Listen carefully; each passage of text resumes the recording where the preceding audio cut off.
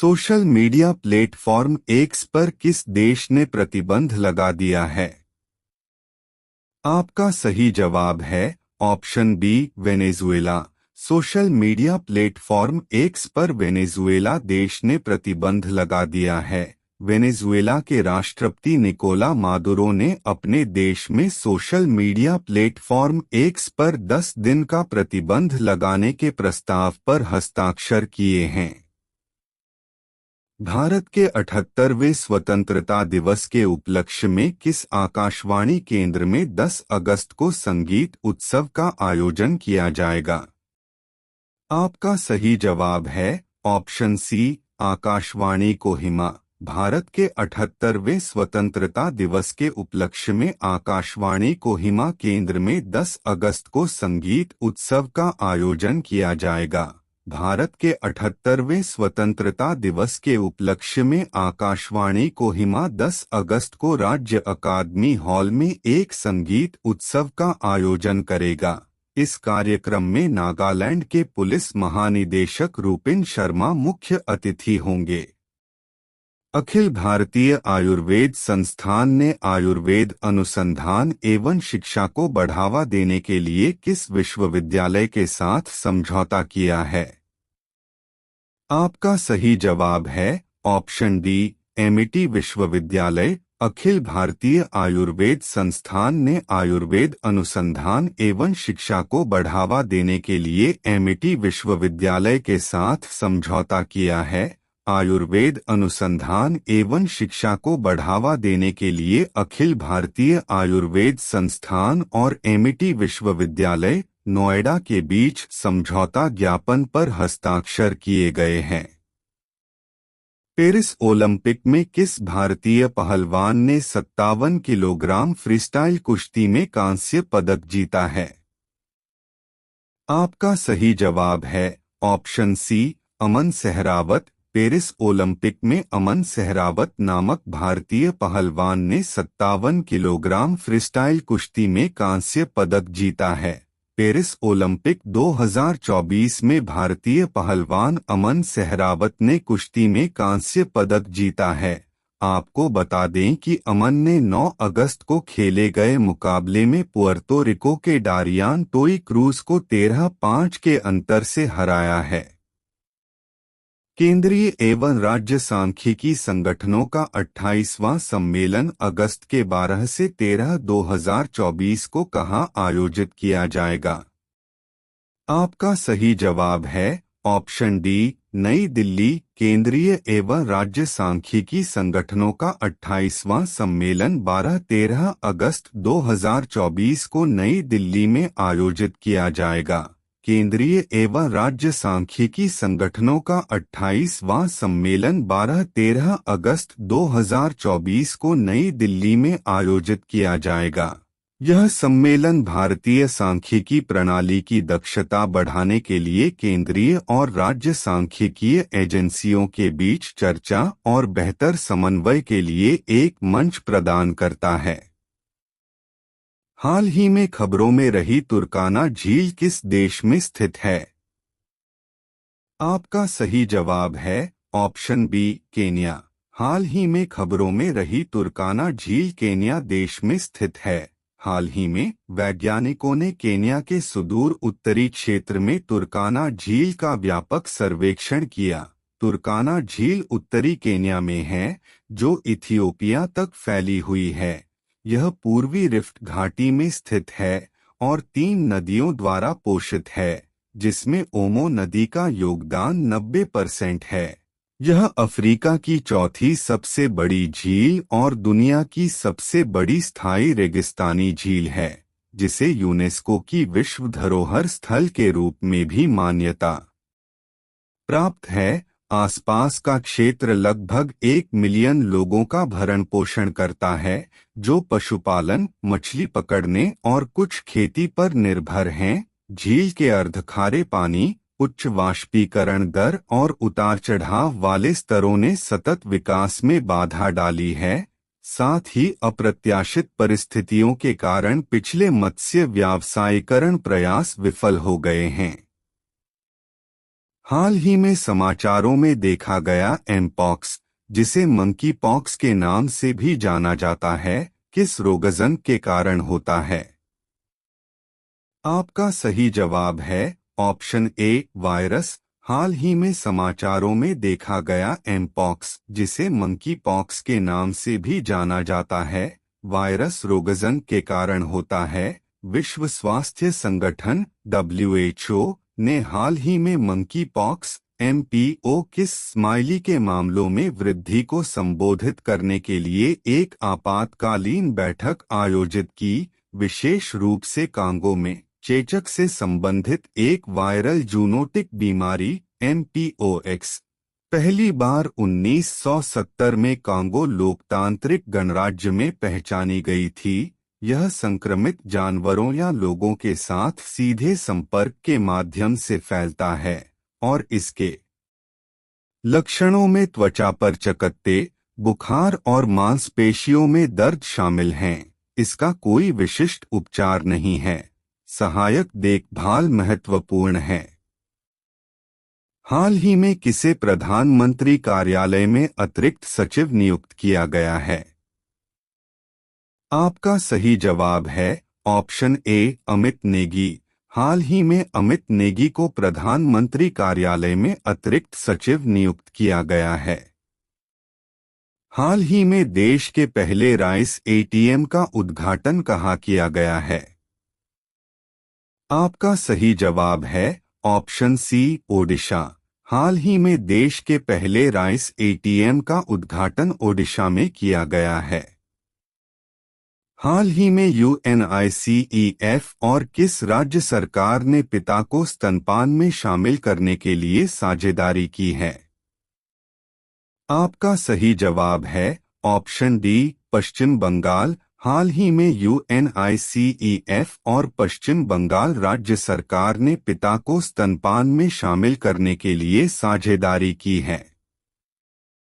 हाल ही में अमेरिका ने किस देश की सैन्य खरीद के लिए $3.5 बिलियन जारी किए हैं?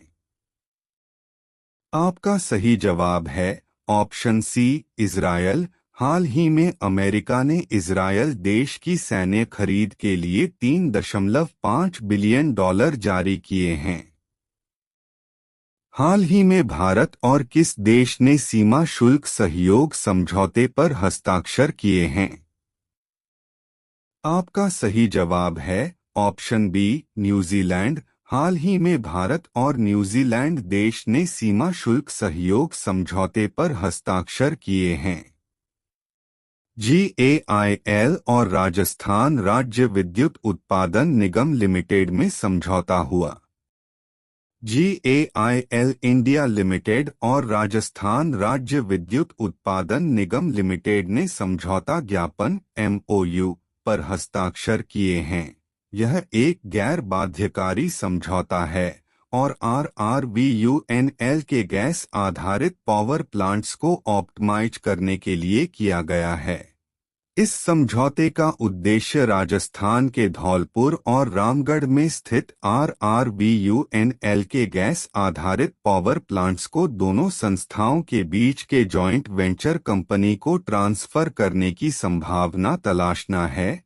इसके अलावा साझेदारी राज्य भर में उपयुक्त जमीन पर लगभग 1000 मेगावाट की सोलर और विंड प्रोजेक्ट स्थापित करने पर फोकस्ड है।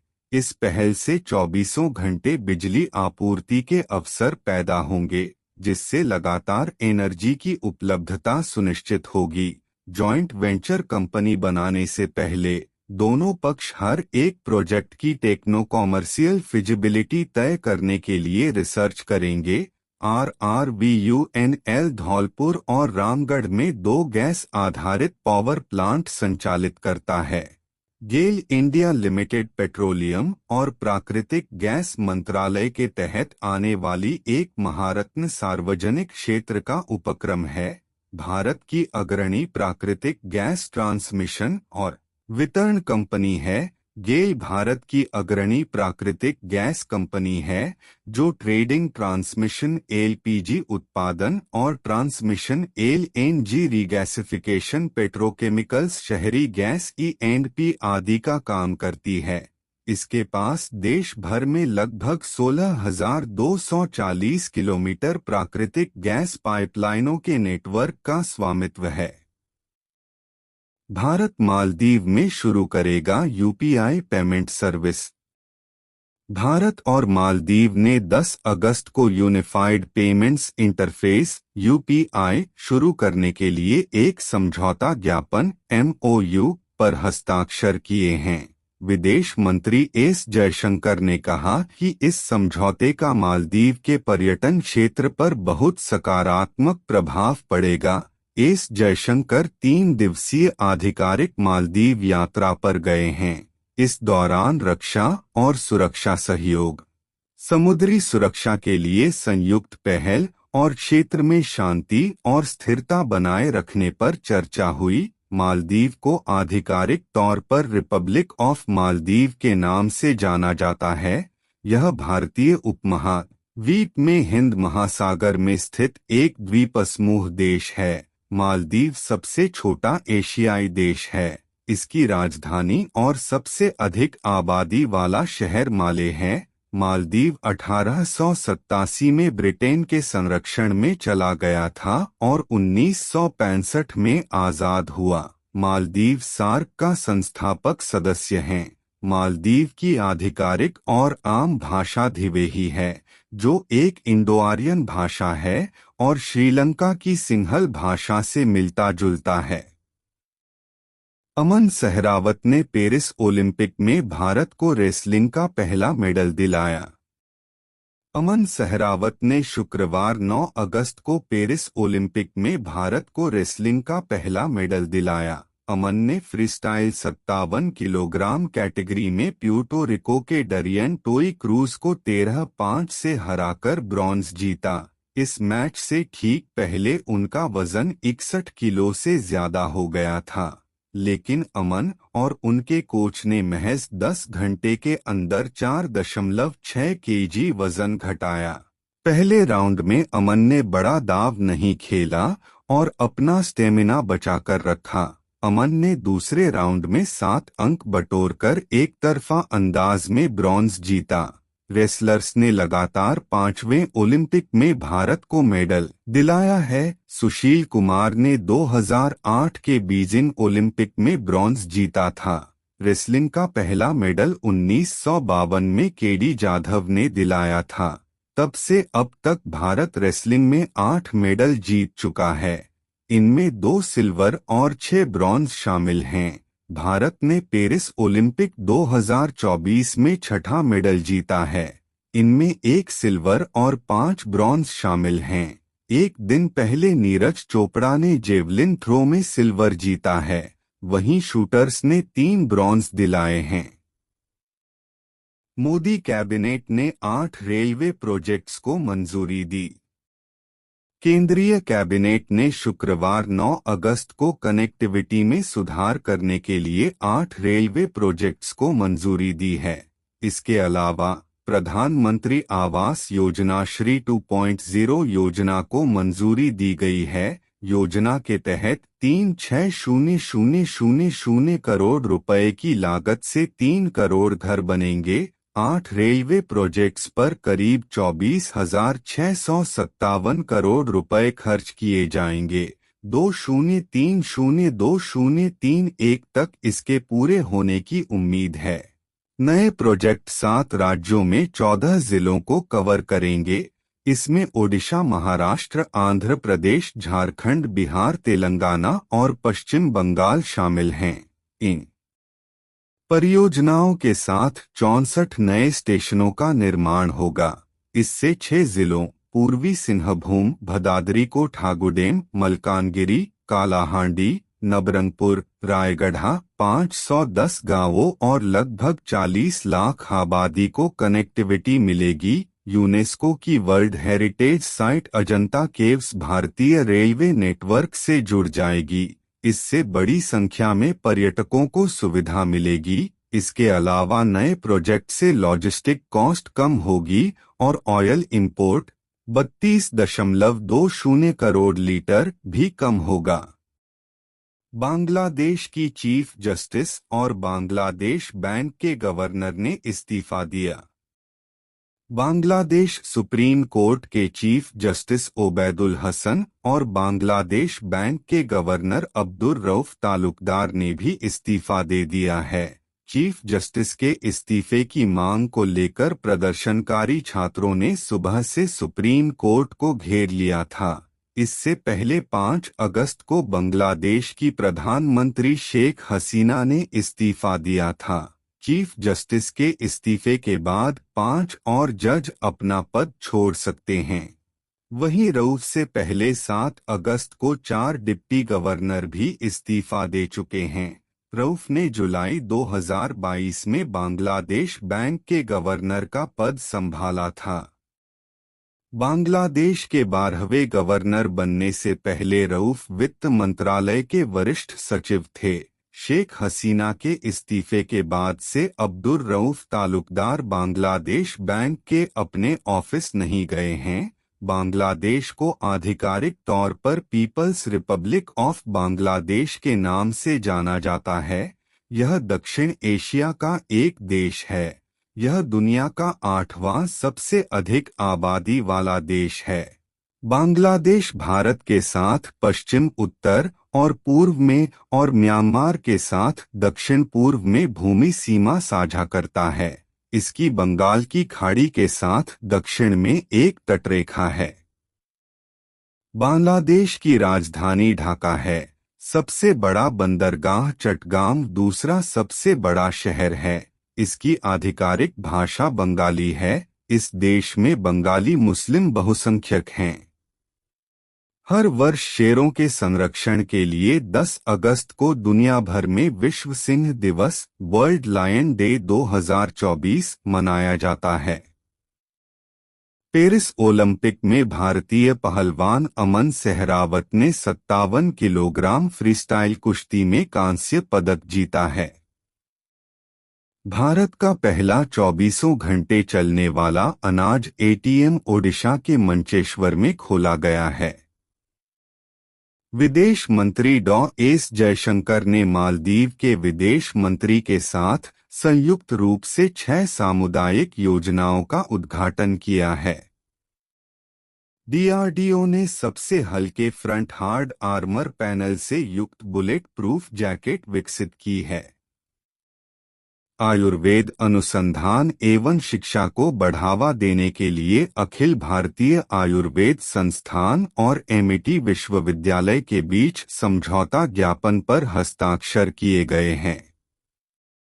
भारत के 78वें स्वतंत्रता दिवस के उपलक्ष्य में आकाशवाणी कोहिमा 10 अगस्त को राज्य अकादमी हॉल में एक संगीत उत्सव का आयोजन करेगा। लोकसभा अध्यक्ष ओम बिरला ने नई दिल्ली के संसद भवन परिसर में 18वीं लोकसभा के नवनिर्वाचित सांसदों के लिए आयोजित प्रबोधन कार्यक्रम का शुभारंभ किया है। केंद्रीय एवं राज्य सांख्यिकी संगठनों का 28वां सम्मेलन 12 से 13 अगस्त 2024 को नई दिल्ली में आयोजित किया जाएगा। भारत सरकार ने भारत बांग्लादेश सीमा (आईबीबी) पर वर्तमान स्थिति की निगरानी के लिए एक समिति का गठन किया है।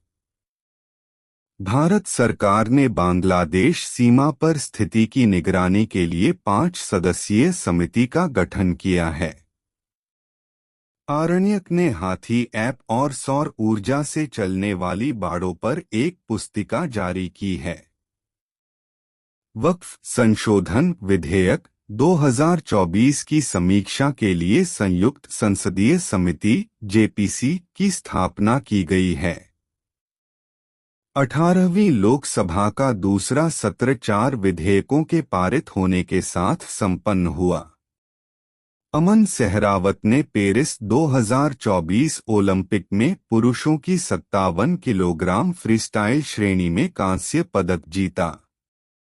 प्रधानमंत्री आवास योजना श्री 2.0 योजना को केंद्रीय मंत्रिमंडल ने मंजूरी दे दी है। आर्थिक मामलों की कैबिनेट समिति ने रेल मंत्रालय की 8 परियोजनाओं को मंजूरी दे दी है। राजनयिक संबंधों को मजबूत करने के लिए भारत ऑकलैंड में वाणिज्य दूतावास खोलेगा।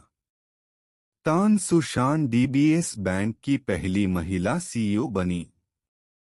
हिंद महासागर की 3 संरचनाओं का नाम अशोक, चंद्रगुप्त और कल्पत्रु रखा गया।